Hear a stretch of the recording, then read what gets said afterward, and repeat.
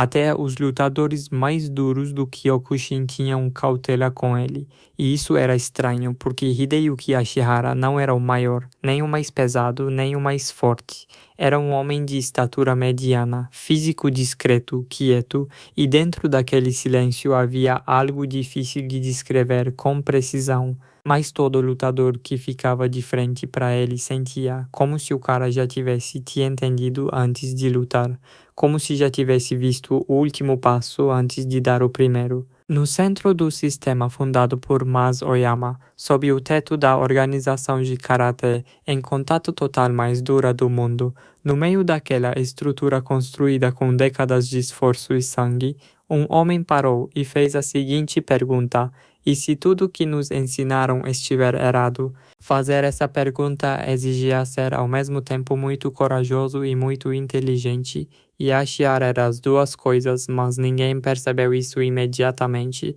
porque ele não fez essa pergunta gritando nem saiu batendo portas, simplesmente se moveu, e quando ele se movia as pessoas caíam, não os mais fortes, os mais inteligentes ficavam de pé.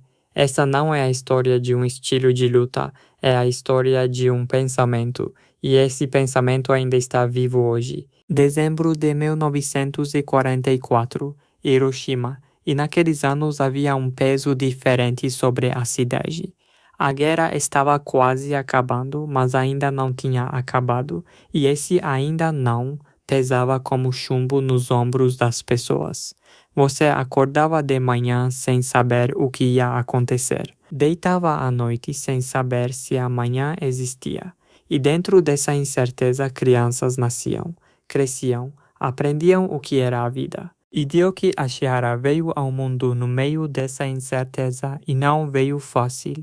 Era uma criança doente com um corpo frágil que adoecia com frequência, do tipo que fazia as pessoas se perguntarem se ia conseguir crescer, e essa fragilidade física o moldou, mas não da forma que ninguém esperava. O ser humano frágil escolhe entre duas coisas: ou se rende ou encontra outro caminho, e Ashihara escolheu a segunda desde muito cedo. Passou a observar como as pessoas andavam, moviam-se e caíam. Esse hábito tornou-se uma habilidade, ler corpos e perceber a intenção antes do gesto. No Japão pesado do pós-guerra, uma criança treinava assim, em silêncio. Dentro dela, um sussurro constante dizia que a força não vinha da potência bruta, mas da compreensão profunda. Ele entendia para onde algo ia antes mesmo de começar, transformando a observação em sua maior arma. No início dos anos 1960, o Japão estava sendo reconstruído. Concreto substituía escombros, letreiros de neon substituíam velas. As cicatrizes da guerra não fechavam, mas eram cobertas. E nesse processo de cobertura, um nome se elevava acima de tudo no Japão: Masutatsu Oyama. O homem que havia lutado contra 52 touros, enfrentado 100 pessoas seguidas, percorrido a América com 270 lutas sem perder nenhuma. Esse homem não era só um lutador, era uma lenda, e o Kyokushin Karate que fundou era reconhecido como o sistema de luta em contato total mais duro do mundo. Todo aluno que entrava por aquela porta sabia: aqui dor é normal, sangue é normal, desistir não existe. Ashihara entrou por aquela porta. Ao chegar, ninguém o notou. Mediano, físico, discreto e silencioso. Ele preferia assim. Antes de ser visto, queria entender o sistema e o que funcionava. Os treinos eram brutais, sparring de contato total, chutes que quebravam coxas e golpes que comprimiam pulmões. Era preciso absorver tudo, levantar e seguir, pois no Kyokushin a palavra parar não existia. Ele não buscava atenção, buscava a verdade por trás da dor e da biomecânica do combate. Ashihara não parava e não caía, mas a cabeça nunca parava também. Golpeava, levava, se levantava e ao mesmo tempo calculava: por que esse golpe passou? Por que aquele não passou? Se o ângulo fosse diferente, aqui o que teria acontecido? Oyama percebeu isso, percebeu rápido. A ascensão de Ashihara foi veloz, de instrutor a Shihan, assumindo a filial de Matsuyama como um dos mais jovens líderes. Oyama não lhe deu essa responsabilidade à toa, via nele um carisma único e a capacidade de expandir o sistema. Ashihara não era apenas forte. Ele entendia a luta e, ao explicar, as pessoas sentiam a verdade em suas palavras. Os alunos fluíam em sua direção, atraídos por alguém que transformava a técnica em pura compreensão. Mas havia algo que Oyama não via, ouvia e preferia ignorar: independência. Nas aulas de Ashihara havia algo diferente. Os outros instrutores pediam repetição, ele pedia compreensão. Os outros gritavam, ele explicava. Os outros diziam, é assim que se faz. Ele perguntava, por que é assim que se faz? E essa pergunta por quê, quando batia nas paredes do Kyokushin, fazia um som estranho, como o som de uma parede oca por dentro. Seus alunos começaram a se mover diferente, não só duramente, mas inteligentemente, não só para frente, mas em ângulo, não só com resistência, mas com adaptabilidade, e essa diferença foi percebida, foi ouvida, foi sussurrada. Disseram, Ashihara é livre demais. Disseram, está se afastando da visão de Oyama.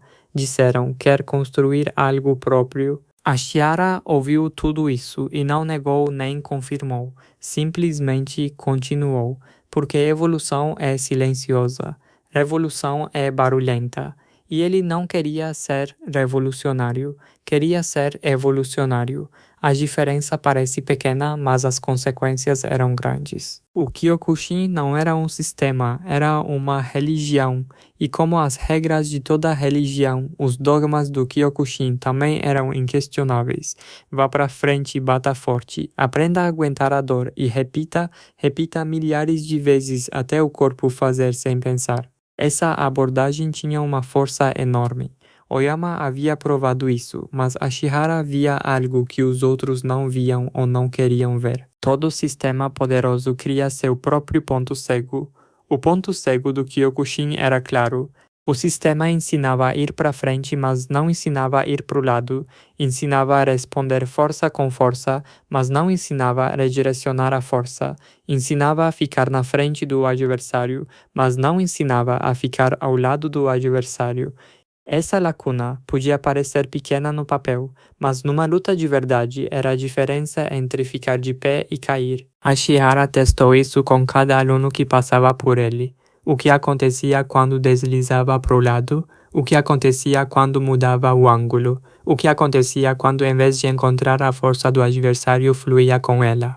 Os resultados eram consistentes, e essa consistência o levava a uma pergunta.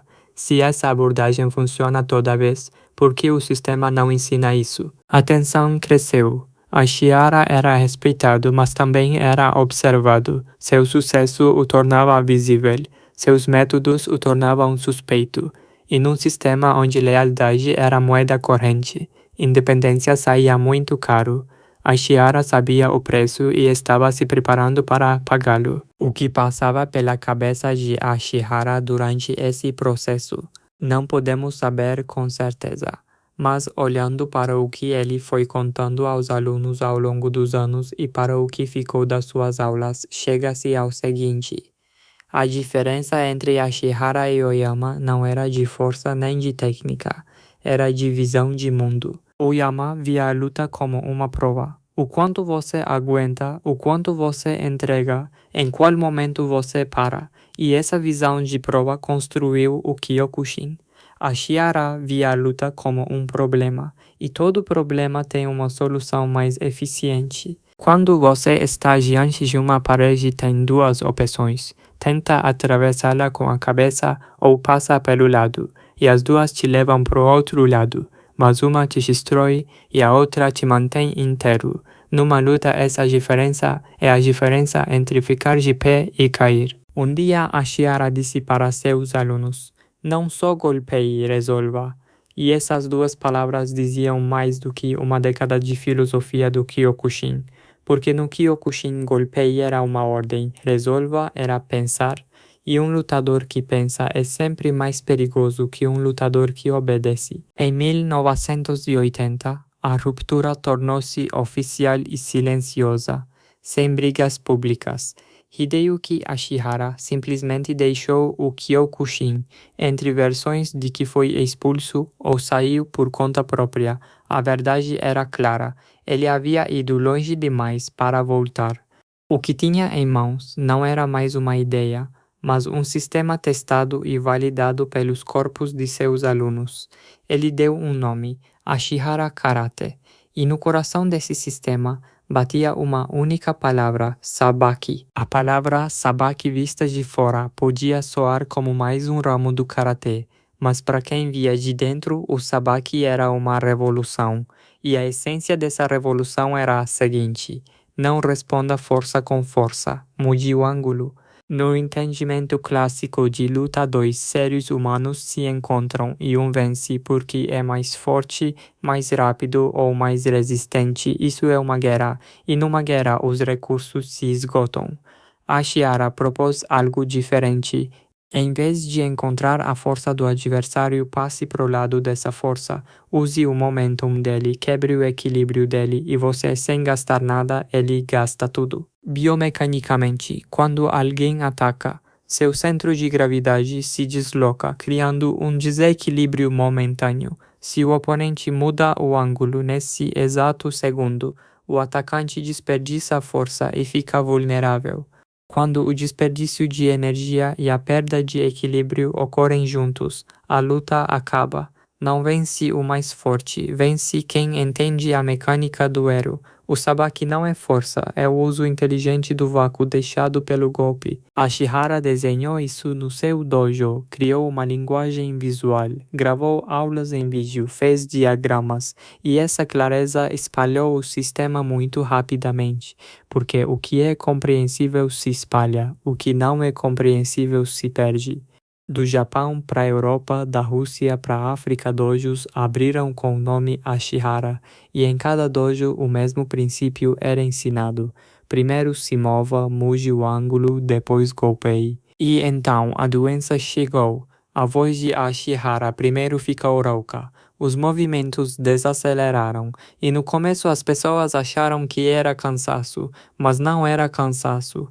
Ela, esclerose lateral amiotrófica, uma doença que paralisa os músculos progressivamente, que avança sem poder ser parada, que fecha o corpo mantendo a mente aberta. Quando o diagnóstico chegou, o sistema de Ashihara já estava espalhado pelo mundo, mas o fundador ainda não tinha chegado aos 50 anos. E ele continuou. Ficou preso à cadeira, mas continuou ensinando. Falou em sussurro, mas continuou dando aulas. Cada sistema do seu corpo foi se fechando um por um, mas seus olhos continuaram vendo tudo. Os alunos contaram depois. Quando você errava, ele levantava um único dedo. Quando a técnica estava certa, ele balançava a cabeça uma vez. E aquele único dedo, aquele único aceno valiam mais que dezenas de palavras. Nesse período, os alunos treinaram mais forte, sabiam que o tempo com o mestre encurtava. O valor da presença tornava-se nítido diante da ausência próxima. Em 24 de abril de 1995, Hideyuki Ashihara faleceu aos 50 anos. Mas seu sistema já estava vivo. O sabaki movia-se por cada continente, ensinado por alunos que carregavam sua essência. Ele partiu, mas deixou um organismo que respirava por conta própria em todo o mundo. Um dos alunos mais dedicados, Joko Ninomiya, absorveu o sabaki até os ossos. Conhecido pela velocidade e calma sob pressão, fundou após a morte do mestre o Enshin Karate. Seu sistema mantém viva a filosofia circular e a tática de Ashihara através do Sabaki Challenge, um torneio internacional onde o que importa não é a força bruta, mas o movimento, o controle e a gestão perfeita da distância. Por outro caminho veio Kazuyoshi Ishii, de origem Kyokushin, influenciado pelos métodos de Ashihara, fundou o KO no início dos anos 1990, um novo esporte de combate que misturava karatê, kickboxing e outras artes de ataque, levando os princípios de ângulo e timing para um formato competitivo. O K1 hoje é uma das maiores organizações de luta do mundo e suas raízes chegam até o pensamento Sabaki. O filho de Ashihara, Hidenori, Herdou do pai não só um nome, mas uma responsabilidade, assumiu a liderança da nova Organização Internacional de Karatê e a sede ainda está em Matsuyama, a mesma cidade onde seu pai construiu o primeiro dojo. Hoje, o Ashihara Karate está ativo em mais de 30 países e em cada um desses países os alunos aprendem o mesmo princípio: não encontrar força, mude o ângulo. Hideyuki Ashihara nunca levantou a voz para ser ouvido, não correu atrás da fama, não tentou expandir o sistema com política e espetáculo, simplesmente se moveu e enquanto se movia fazia as pessoas ao redor pensar. Quando viu um ponto cego no sistema de Ueyama, não saiu anunciando isso aos gritos. Foi fazendo perguntas diferentes devagar, testando movimentos diferentes. E com o tempo essas perguntas viraram um sistema, e esse sistema o tornou ao mesmo tempo respeitado e perigoso. Respeitado porque os resultados eram consistentes. Perigoso porque a pergunta por quê sempre parece uma ameaça à ordem estabelecida. Agora quero te perguntar uma coisa. A qual sistema na sua vida você está cegamente preso? Qual hábito, qual crença, qual frase do tipo "é assim que se faz" foi aceita sem questionar? Quem disse essa frase? Quando disse, você já teve curiosidade de saber por que seria verdade? Ashihara não está nos ensinando a lutar com essa história. Está nos ensinando o seguinte: a maior coragem às vezes não é ir para frente, é dar um passo para o lado. Não é quebrar o sistema, é enxergar o ponto cego do sistema. E é perguntar por que é assim que se faz, para quem diz é assim que se faz. Atravessar a parede com a cabeça exige coragem. Passar pelo lado exige inteligência. E na maioria das vezes a coisa mais difícil é ser inteligente, porque inteligência às vezes significa caminhar sozinho. Ashihara caminhou sozinho e deixou florestas para trás.